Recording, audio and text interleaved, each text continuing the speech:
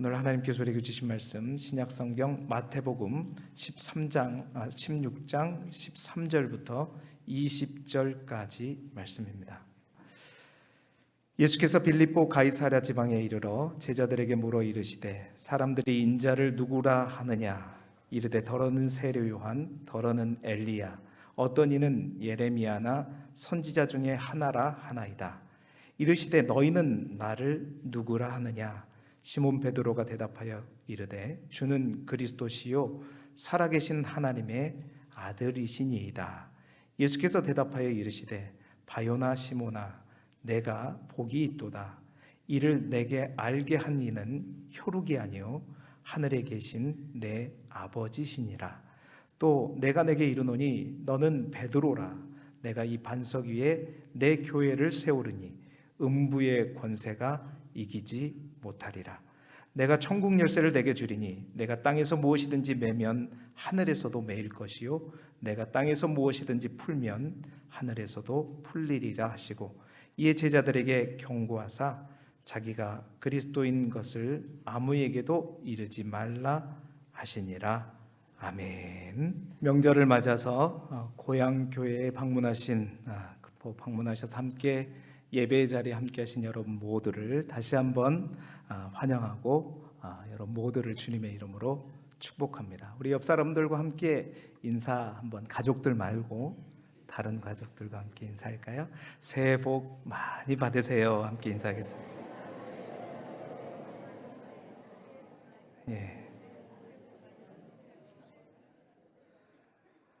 여러분 모두가 새해 복 많이, 또 하나님이 주신 많은 복을 받아 누리실 수 있기를 소망합니다.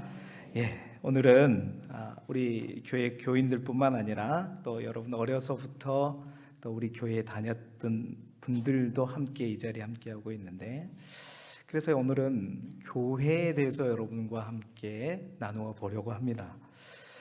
매월 한 번씩 올해 우리 교회 달력에 보면 이제 달력에 주제가 뭐라고 되어 있냐면 아름다운 교회라고 달력 표지에 되어 있고요. 매월에 달력에 한 주제가 들어 있습니다. 그 주제 가운데 지난 1월에는 어떤 주제였냐면 이제 진정한 예배가 숨쉬는 교회라는 제목이 있었고요. 오늘 2월 달력을 여러분 우리 교인들 가운데 보신 분들이 있다면 아실 것입니다. 2월 달력에 보면 뭐라고 써져 있을까요? 눈치가 빠르면 알 텐데 오늘 말씀의 제목입니다. 뭐라고 적혀져 있을까요? 주님이 주인 되시는 교회.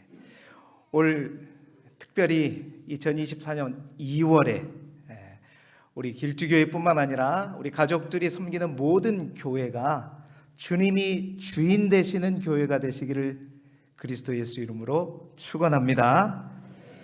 여러분, 교회의 주인이 누구입니까? 교회가 이제 세상 사람들 말로 교회가 누구 겁니까?라고 세상 사람들, 믿지 않는 사람들에게 물어보면 요즘에도 그렇게 대답하는 사람들이 있어요. 잘 모르기 때문에 그러겠지만, 그러니까 교회를 하나의 기업처럼 생각합니다. 그래서 교회의 주인이 누굽니까? 그렇게 물어보면 교회요?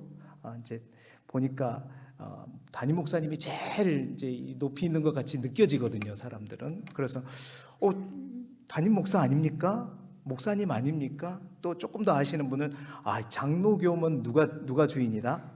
장로님들이 주인 아닙니까? 조금 더 아시는 분은 교회가 주인이 어디 있습니까? 모든 성도들이 주인이죠. 맞습니까? 아멘 하시면 안 돼요. 그렇게 대답할 수밖에 없는 이유는 많은 사람들이, 또 믿지 않는 사람들이 생각하는 교회의 개념 속에는 당연히 뭐가 있냐면 부동산의 개념이 있어요. 땅, 건물에 대한 개념이 있기 때문입니다. 하지만 교회를 오랫동안 다니신 분들, 또 직분자들의 경우에는 교회가 주인이 누구입니까? 라고 질문하게 되면 교회의 개념이, 성경에서 말하는 교회의 개념이 단순한 건물이요 부동산의 개념이 아니라 예수 그리스도를 구주로 믿는 사람들, 믿음의 공동체라는 사실들을 알고 있기 때문에 교회의 주인은 누구다라고 얘기하냐면 당연히 예수님이십니다. 예수님이 교회의 머리가 되십니다라고 얘기를 합니다. 자, 그런데 실제로 그런가라는 것이죠. 답은 정답을 말하고 있는데 이 시대 많은 교회들이 진짜 예수님이 주인이 된 그런 교회, 그런 모습을 보여주고 있느냐라는 겁니다.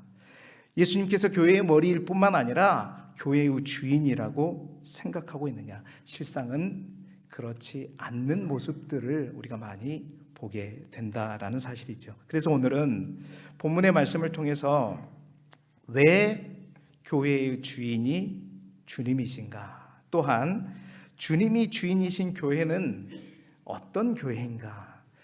주님이 주인이신 교회의 성도들은 어떤 모습인가를 우리가 함께 말씀을 통해서 나누면서 진정으로 우리 교회가 또 명절을 맞아 우리 교회를 찾으신 모든 분들이 섬기는 교회가 주님이 주인이 되시는 교회가 될 수 있도록 더 노력하고 또 더 기도하고 또한 간절히 하나가 되어 나아가는 믿음의 공동체가 되시기를 주님의 이름으로 축원합니다. 자, 주님이 주인 되신다는 말의 첫 번째 의미는 뭘까요? 그것은 다름 아니라 주님이 주인 되신다라는 교회, 그런 교회는 바로 주님이 세우시는 교회다. 주님이 세워가시는 교회다라는 것입니다. 여러분, 교회는 단순히 건물로서만 존재하는 것이 분명히 아니라고 말씀을 드렸습니다. 우리 믿음의 사람들이 한 사람 한 사람 모여서 유기적인 주님의 몸을 이루어가는 공동체, 사람, 이것이 바로 교회입니다. 그래서 교회라는 게 그렇습니다. 건물 딱 지어놓고 그 교회라는 간판 딱 달고 사람들이 몇 사람 모이면 그게 교회인가? 교회일까요? 사람이 보기에는 교회일지 모르나 하나님이, 주님이 보시기에는 교회는 그걸로 부족하다. 간판 얘기가 나왔는데 여러분, 올해 우리 교회에 길이 확 뚫리고 있습니다. 우리 가족들 시원하시죠? 네. 우리 교회를 진입하려고 하면 어디로 와야 될지 늘 헷갈립니다. 그런데 이제 교회 입구에 대한예수교 장로의 길두교회라고 간판이 쫙 서 있습니다.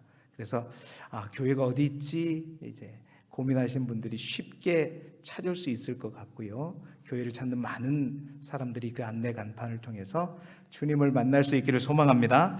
자, 그런데 간판이 좋아요. 그런데 교회가 건물 지어놓고 간판 딱 걸고 사람들 몇 사람 모였다고 해서 그게 정말로 성경에서 말하는 교회인가? 여러분, 오늘 우리가 읽은 성경은요, 바로 그 교회가 어떻게 세워지고 누가 세우셨는가를 보여주는 말씀입니다.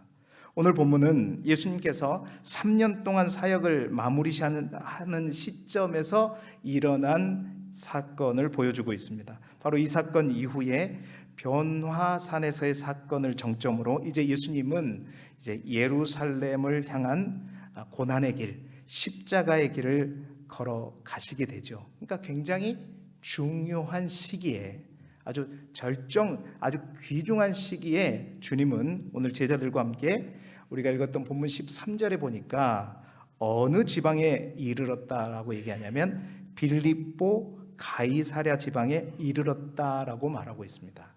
자, 여러분 아마 가이사랴, 빌립보 말 많이 들어봤을 것입니다. 빌립보라고 하는 도시, 마게도냐에 있는 첫 성이 바로 빌립보였습니다. 사도 바울이 선교 여행을 갔던 도시죠. 그런데 오늘 예수님과 제자들이 간 그곳은 그 빌립보가 아닙니다. 자, 또한 이 이스라엘 땅에 가이사랴가 있었습니다. 그 가이사랴는 이스라엘 중부에 유대 총독 관저가 있는 도시, 그곳이 가이사랴인데 오늘 성경에서 말하는 가이사랴 빌립보 가이사랴는 저 마게도냐에 있는 빌립보도 아니고 또 이스라엘 다른 곳에 있는 가이사랴도 아닙니다. 전혀 그거와 관계없는 상관없는 지역이죠. 이곳이 어느 곳이냐면 이스라엘의 가장 북쪽인 헐몬산 기슭에 위치한 도시인데요.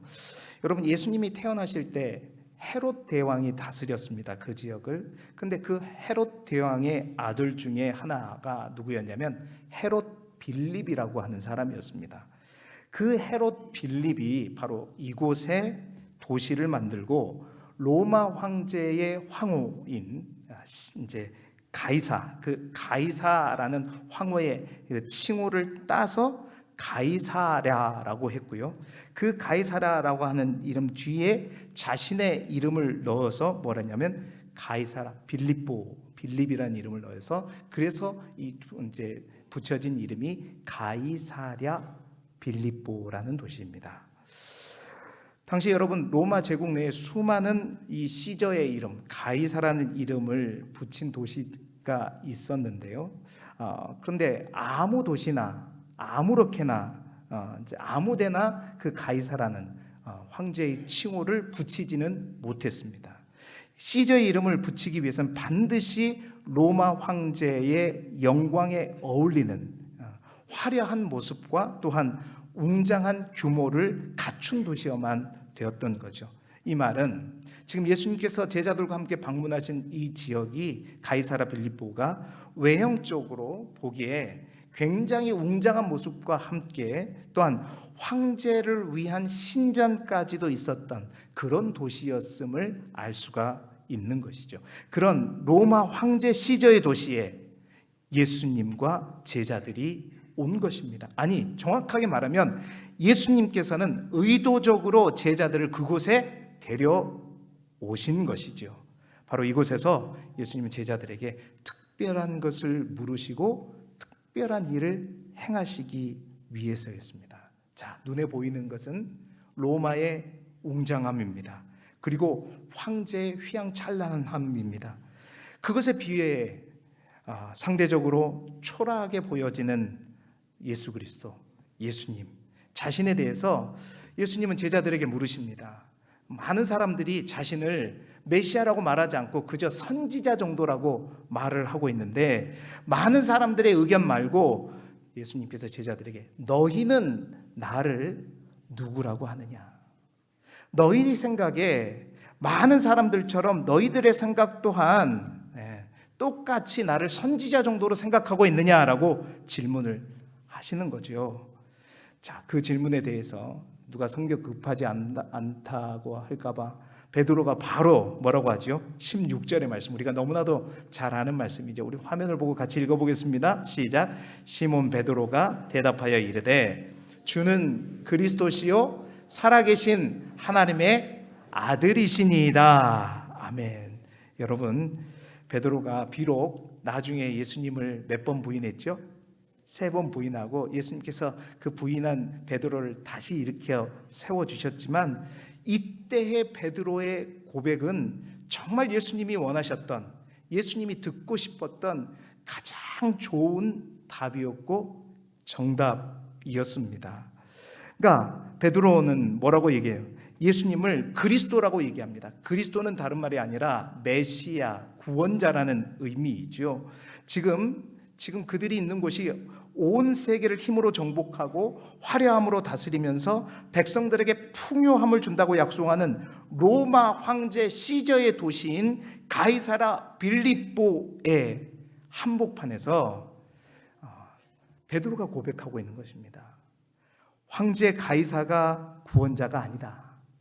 황제가 구원자가 아니라 바로 초라하게 보이는, 이 로마의 화려함에 비해서 너무나도 초라하게 보이는 바로 예수님이 메시아요 구원자이심을 고백하고 있는 것입니다. 뿐만 아니라 로마 제국 전역에서 신으로 떠받드는 그 황제가 신이 아니라, 신의 아들이 아니라 이 초라한 모습인 예수 그리스도야말로 하나님의 아들이시다라는 고백을 분명하게 하고 있는 것이죠. 사랑하는 성도 여러분, 또 우리 명절을 맞아 고향 교회를 찾으신 모든 가족 여러분, 여러분이 처한 어떤 곳에서, 심지어 그곳에 세상의 휘황찬란함과 세상의 아주 번드러짐이 있는 그 가운데에서도 오히려 이 시대에 예수를 믿는 게 초라해 보이고, 또 예수 믿는 사람이 어리석어 보이는 사람들은 그렇게 바라보는 그 상황 속에서도 오늘 베드로의 고백처럼 주는 그리스도시요 살아계신 나의 하나님이요 하나님의 아들이라고 고백할 수 있는 여러분의 믿음이 되시기를 축원합니다. 주님께서 기뻐하셨어요. 주님께서 기뻐하셔서 그 베드로를 칭찬하시면서 뭐라고 그러냐면, 베드로야, 네가 그렇게 고백할 수 있는 것은 네가 한 것이 아니다 라고 말씀하시면서 17절에 뭐라고 하세요? 네가 그러한 고백을 할 수 있도록 그것을 알게 하시는 이는 누구라고 얘기하죠? 하늘에 계신 네 아버지다. 누가 하나님이라고 누가 우리 아이의 목소리가 들리는데 하늘에 계신 하나님이다. 그러니까 사람이 고백할 수 있는 것이 아니다라는 거죠. 진정한 믿음의 고백은 하나님께서 그 믿음을 주셔야 가능한 것이고 하나님이 알게 하셔야 고백할 수 있다라는 것입니다. 자, 그 말을 들으시고 우리 주님께서 이제 베드로에게 그리고 제자들에게 아주 중요한 말씀을 하시는데요.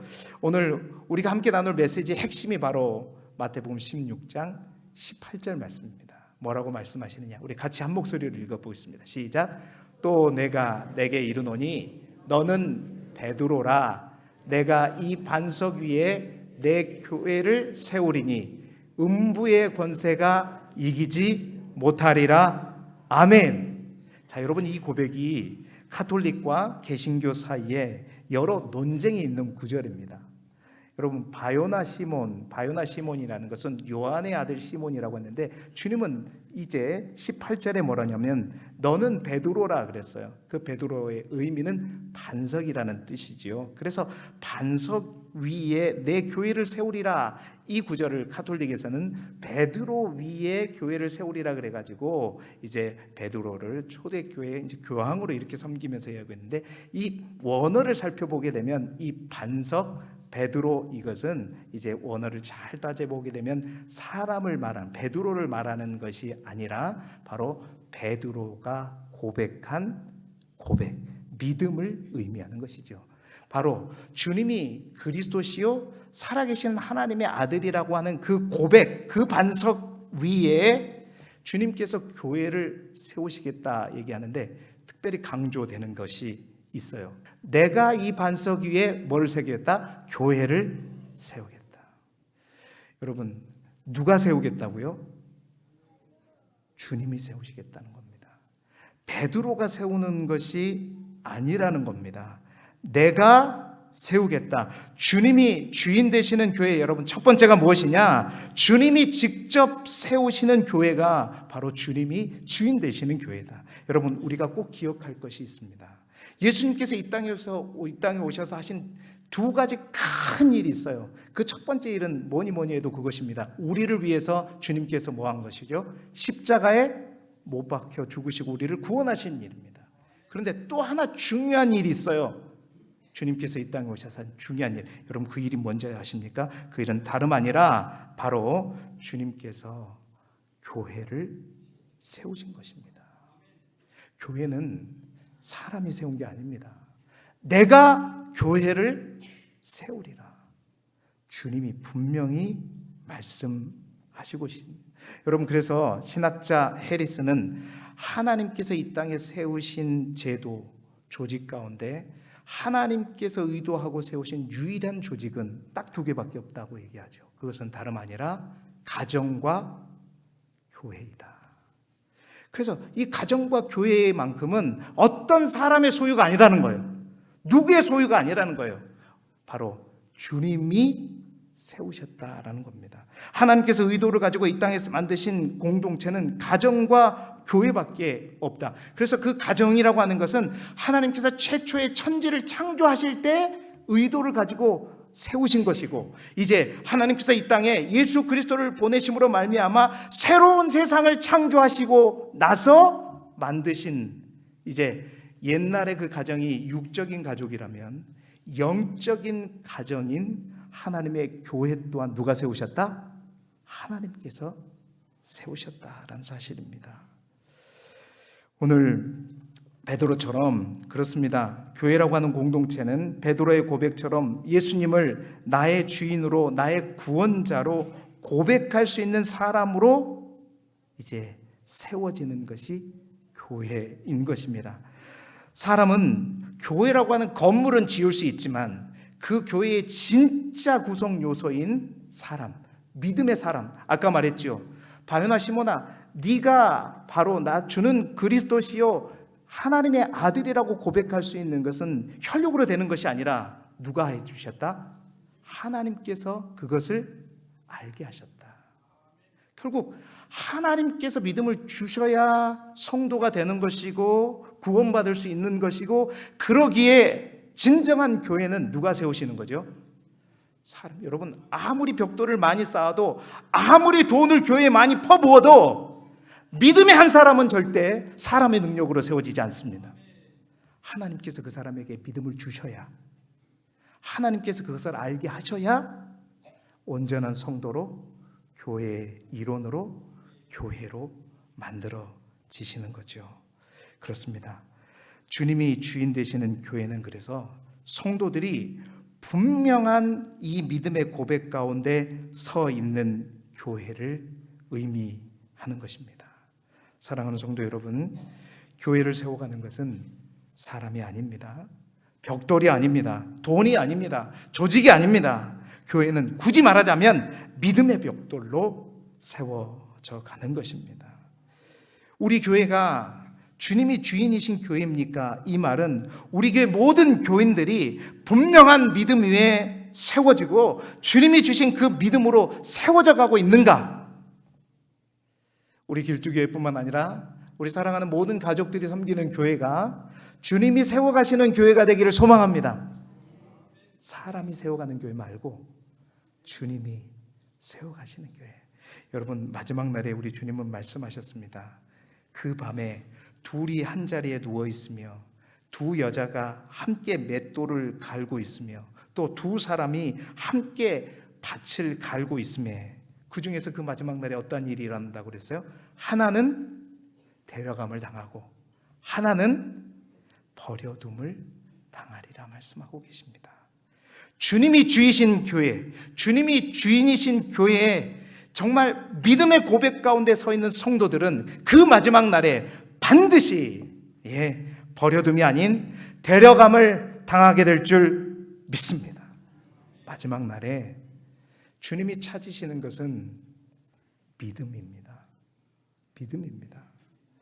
사랑하는 모든 여러분들, 날마다 믿음 위에, 그 믿음의 반석 위에 여러분 자신과 몸된 교회가 세워지기를 소망하고, 그래서 하나님이 세우시는 교회, 하나님이 세워 가시는 교회, 그래서 주님이 진정한 주인이 되시는 그러한 교회가 되시기를 그리스도 예수 이름으로 축원합니다.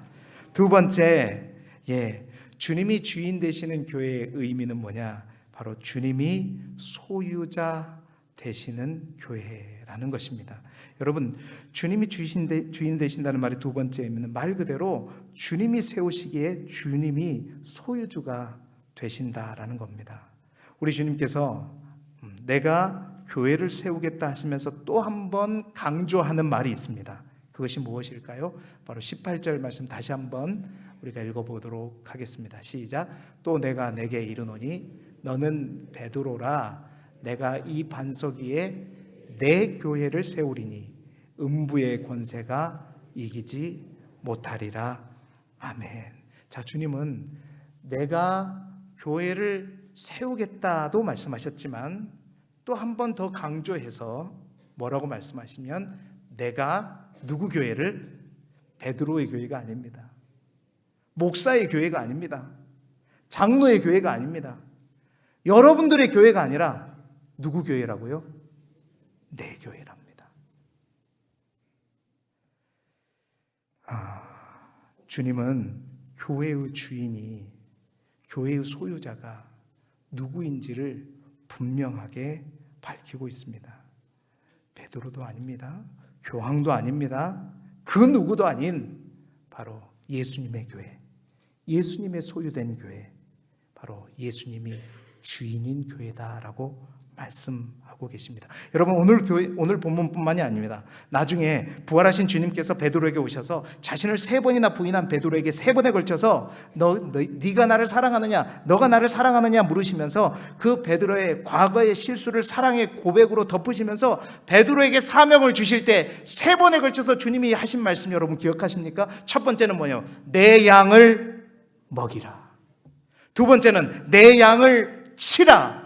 세 번째는 다시 한번 뭐라 그랬어요? 내 양을 먹이라. 먹이라, 치라, 먹이라. 이것은 베드로를 향한 사명을 말하는 것인데 주님은 그 먹으라, 치라, 먹이라 하시면서 분명하게 거듭해서 강조하시는 것이 또 하나 있다는 거예요. 누구의 양이다? 내 양이다. 너의 양이 아니라는 겁니다.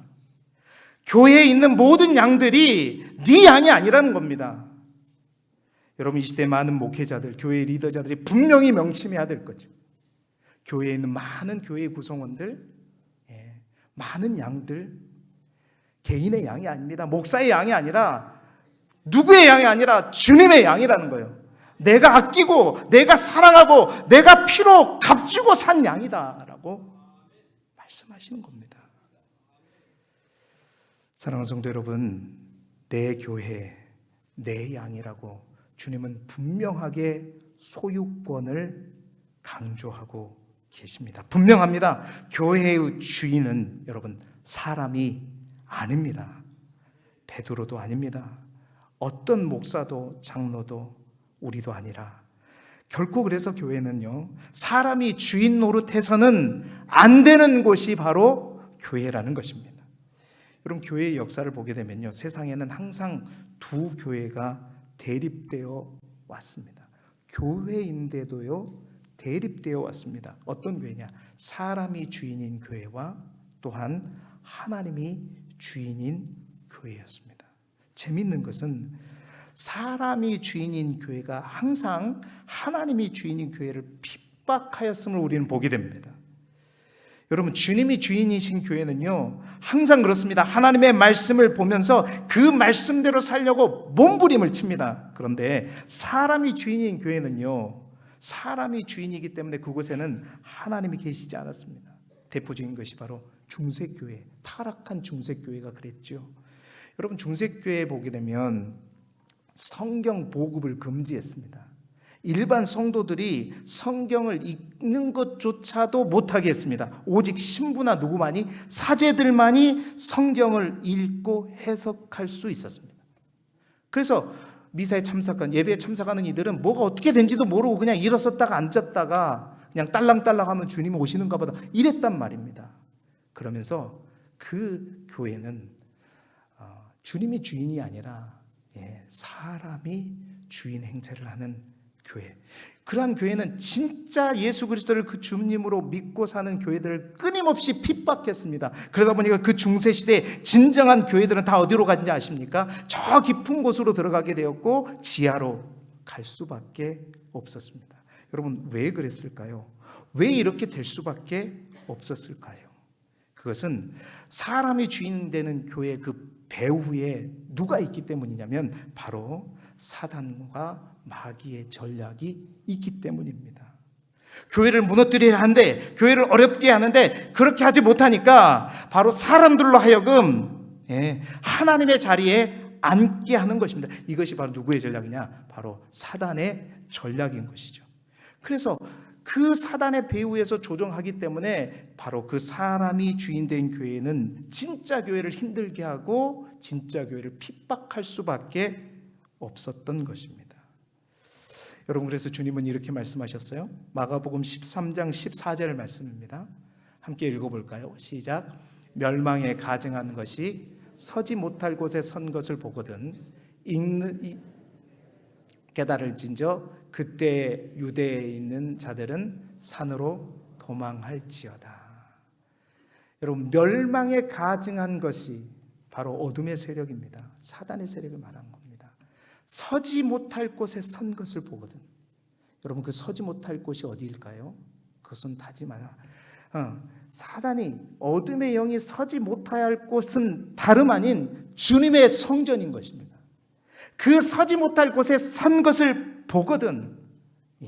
이 말, 감히 하나님이 계신 거룩한 성전에 적그리스도가 하나님을 밀어내고 그 자리에 앉는다는 말이죠. 여러분, 교회가 마지막 때 정말 목숨을 걸고 지켜야 하는 것이 있는데 그것은 다름 아니라 교회 안에 하나님을 밀어내고 그 자리에 하나님이 아닌 다른 존재가 앉으려고 하는 것, 바로 그것입니다. 교회는요, 이를 위해서는 정말 생사를 걸고 싸워야 되는 것이죠. 여러분, 이 시대 많은 교회들이 어려움을 당하고 있습니다. 이 시대 많은 교회들이 정말로 힘들어하고 있습니다. 앓고 있습니다. 왜 교회가 싸웁니까? 왜 교회가 찢어집니까? 왜 교회가 그렇게 아파하고 왜 그렇게 수많은 하나님께서 피로 값주고 사신 성도들이 이유도 원인도 모른 채 힘들어하고 아파하고 있습니까? 그것은 다름 아니라 교회가 하나님의 교회, 주님이 주인 된 교회가 아니라 그 주인의 자리에 누가 앉았기 때문이다? 사람이 앉아있기 때문입니다. 사람이 주인 행세를 하기 때문입니다. 진짜 그들이 이 교회의 주인이, 소유주가 하나님이라는 사실들을 분명히 깨닫고 고백할 수 있다면 그런 일은 일어나지 않습니다. 여러분, 우리 가운데도 그런 사람들 많이 있습니다. 교회의 잘못된 부분, 또 흠집을 보면 옳지 잘됐다, 여기저기 가서 심지어는 우리 교회 안에서만 그런 말을 하면 좋은데 다른 교회에서까지 우리 교회 막 흉보고.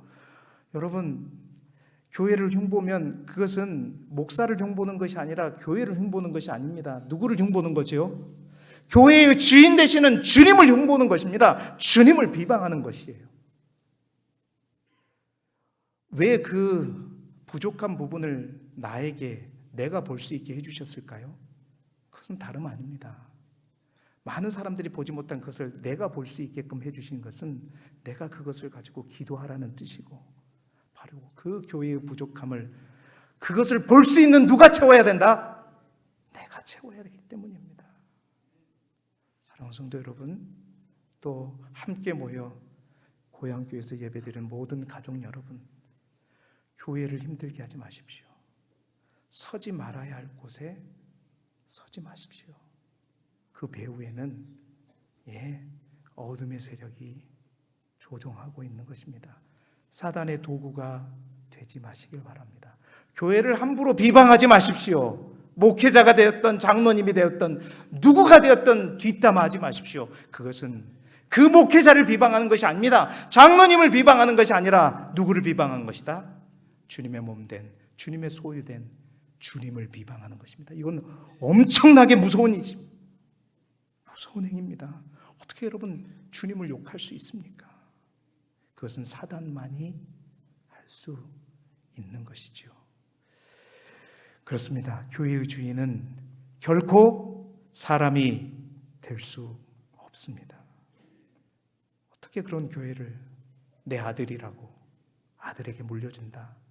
이것은 그 생각 자체가 잘못된 것이죠. 여러분, 서지 못할 곳에, 서서는 안 되는 곳에 서지 않는 우리 모두가 되기를 축원합니다. 자, 그런데 이 말씀을 또 이상하게 듣으신 분도 있어요. 주님이 주인이시면 나는 항상 교회에 그냥 손님처럼 교회 다녀야 되겠다. 주님 안녕하세요. 저 또 왔어요. 저 가요.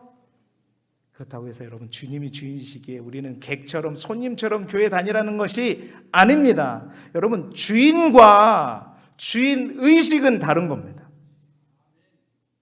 주인이 되는 것과 주인 의식을 갖는 건 전혀 다른 문제입니다. 우리 주님이, 주인 되신 우리 주님께서 청직이 된, 종된 우리에게 원하시는 것은 네가 주인이 되는 것이 아니라 주인 의식을 가지고 일하는 것입니다.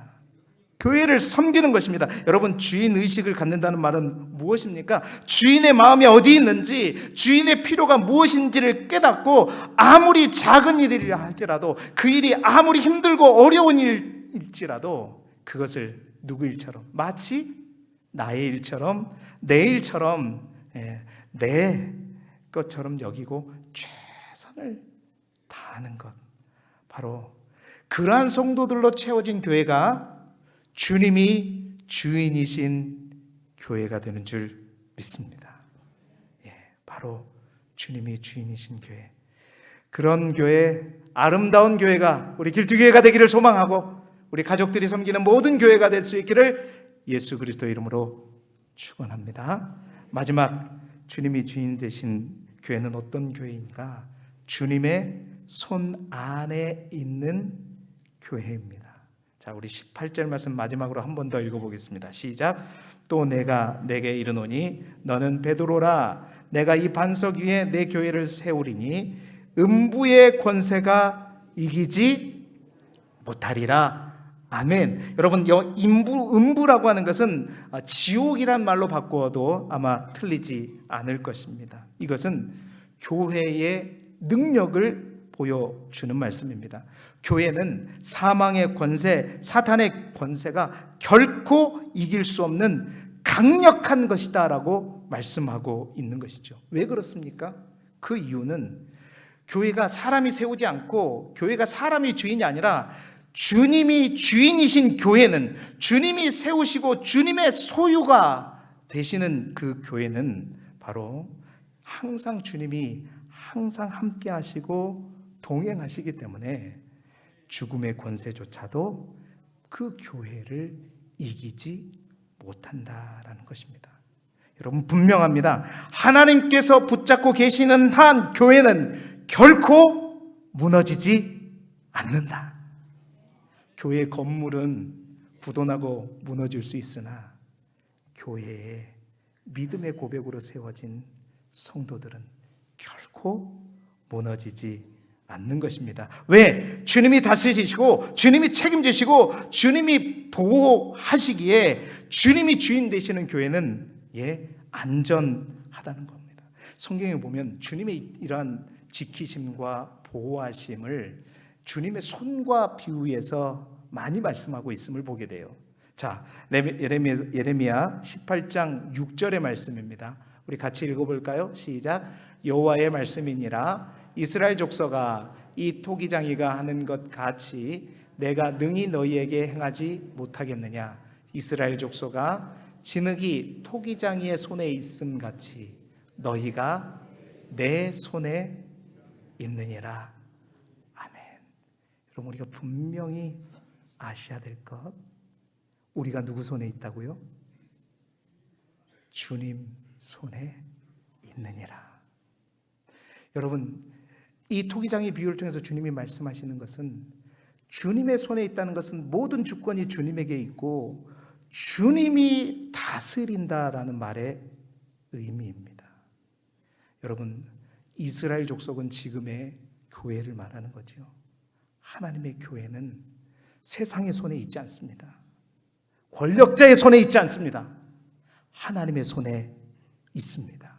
뿐만 아닙니다. 전도서 9장 1절 상반절에는 이렇게 얘기하고 있죠. 이 모든 것을 내가 마음에 두고 이 모든 것을 살펴본 즉 의인이나 지혜자들이나 그들의 행위나 모두 다 누구의 손에 있다고요? 하나님의 손 안에 있으니. 우리 모두가 하나님의 손 안에 있답니다.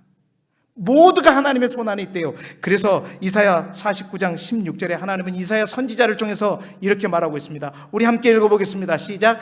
내가 너를 내 손바닥에 새겼고 너의 성벽이 항상 내 앞에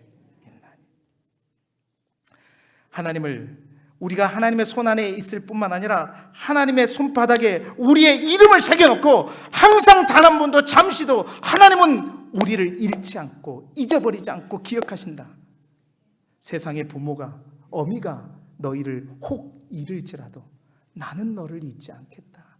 내가 내 손바닥에 너를 새기고 너를 기억하겠다. 그러시면서 또 이사야 선지자를 통해서 말합니다. 이사야 41장 10절의 말씀 우리가 믿음으로 함께 읽겠습니다. 시작. 두려워하지 말라. 내가 너와 함께함이라. 놀라지 말라. 나는 내 하나님이 됨이라. 내가 너를 굳세게 하리라. 참으로 너를 도와주리라. 참으로 나의 의로운 오른손으로 너를 붙들리라. 아멘. 우리 믿음으로 함께 고백합시다. 아멘. 나의 의로운 오른손으로 너를 붙들리라. 주님이 주인 되신 교회는 주님의 손에 있습니다. 주님의 손 안에 있습니다. 그래서 주님께서 항상 기억하십니다. 그리고 주님께서 오른손으로, 나의 의로운 오른손이란 말은 주님의 권능의 손으로 너를 붙들겠다. 그러니 두려워하지도 말고 걱정하지도 말고 염려하지도 말라. 주님이 우리 교회를 붙들고 계신 줄 믿습니다. 주님이 여러분 모두를 손바닥에 새기고 기억하고 계신 줄 믿습니다. 어떤 어려움 속에서도 그곳이 사망의 음침한 골짜기일지라도 그것은 주님의 손바닥 아닌 줄 믿습니다.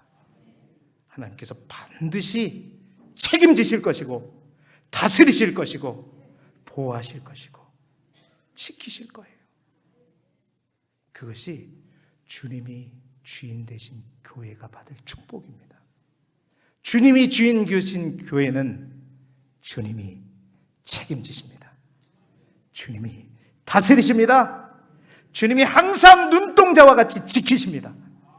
예, 졸지도 주무시지도 않으시고 함께 하시는 주님께서 책임지시는 가장 안전한 교회, 우리 교회가 그런 교회가 되시기를 주님의 이름으로 축원합니다. 이제 말씀을 마무리합니다. 주님이 주인 되시는 교회는 그렇습니다. 주님이 세우시는 교회입니다. 사람이 세워가는 교회가 아닙니다. 돈으로 벽돌로 세워가는 교회가 아닙니다. 믿음으로 신앙의 고백으로 세워져가는 교회.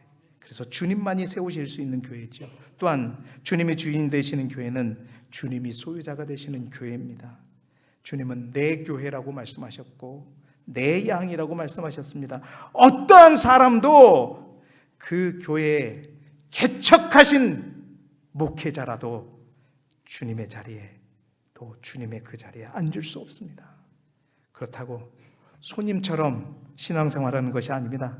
주님의 그 명령과 주님의 그 목적에 따라 주님이 주인이 아닌 주인 의식을 가지고 세워져가는 교회가 주님이 주인 되신 교회입니다. 그리고 주님의 손 안에 있는 교회다.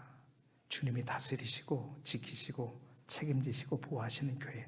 그래서 음부의 권세가 이기지 못하는 교회, 어떠한 염려, 근심, 걱정에 매이지 않는 교회, 우리 교회와 또 우리 가족들이 섬기는 모든 교회가 그러한 아름다운 교회가 되기를 축원합니다. 아울러 여러분, 교회와 함께 하나님께서 이 땅에 의도를 가지고 세우신 공동체가 또 하나 있다고 말씀드렸죠. 그것은 교회와 더불어 똑같은 의미를 다니고 있는 여러분의 가정입니다.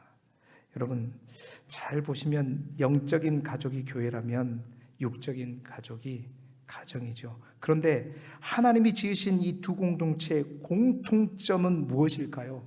그것은 다름 아니라 둘 다 하나님이 직접 지으시고 세우시고 이끄시고 함께 하시기에 바로 주님이 주인이다라는 것입니다.